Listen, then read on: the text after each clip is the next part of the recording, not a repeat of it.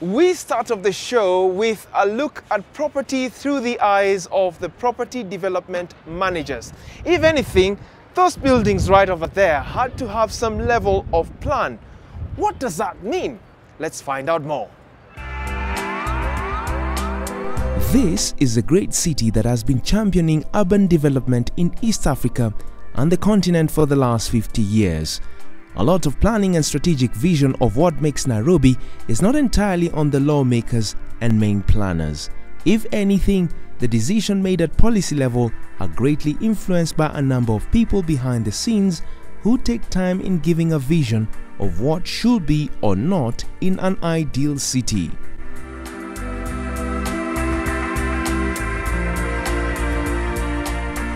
Policy focus is on sustainable use of land, optimization of revenue on land, maximization of economic benefits from counties' landed assets, spatial order in urban development, efficient housing delivery system that ensures increased production of affordable housing and improved accessibility to housing by low-income earners, improved building technology and design standards, among others.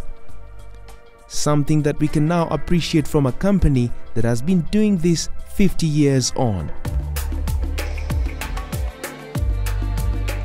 Today, we are in the offices of the Property Development Managers, PDM, the people who played a big role in East Africa's real estate sector.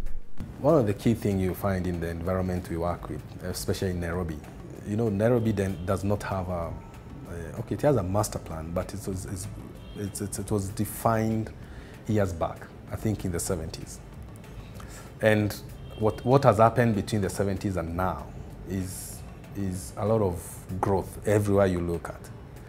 And I think the regulatory and bodies, I don't think they have matched the growth in real estate sector with the framework they need to put in place. Being an affiliate of the Aga Khan Development Network (AKDN), PDM has excelled in services that span across advisory, development, property and facilities management. For every property consultancy company that's coming out now, the first thing that is on their agenda is how they're going to get their name out there. PDM has been here for the last 50 years. How do you ensure that the buildings coming within and around the central business district and its outskirts meet the set agenda that this city had back in the 70s, post-modern architecture into the future? If you develop a master building, if you develop a Class A building, which you're the one who is guiding the excellence of the building. You're not waiting to be guided by this regulatory framework. You find that in a way you are indirectly or directly influencing the process of urban renewal. The trend of urban renewal, you're setting the pace, because when a future developer or a current developer or an investor visits your building and they're like, wow, this is the kind of building I would like to have.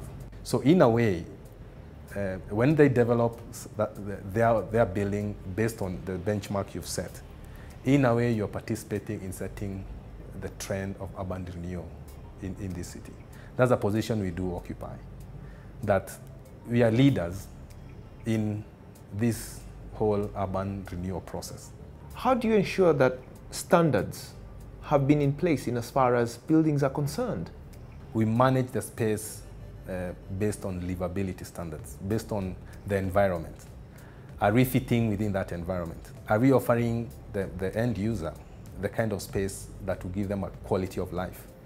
Are we providing, if let's say you're building an apartment, do you provide only the parking, or do you even provide a kids play spaces so that they're not playing when the cars are driving in, and that kind of thing? So it's a whole thing of human-centered, community-centered kind of developments that we work on, environmental-centered kind of buildings that we endeavor to deliver in the market.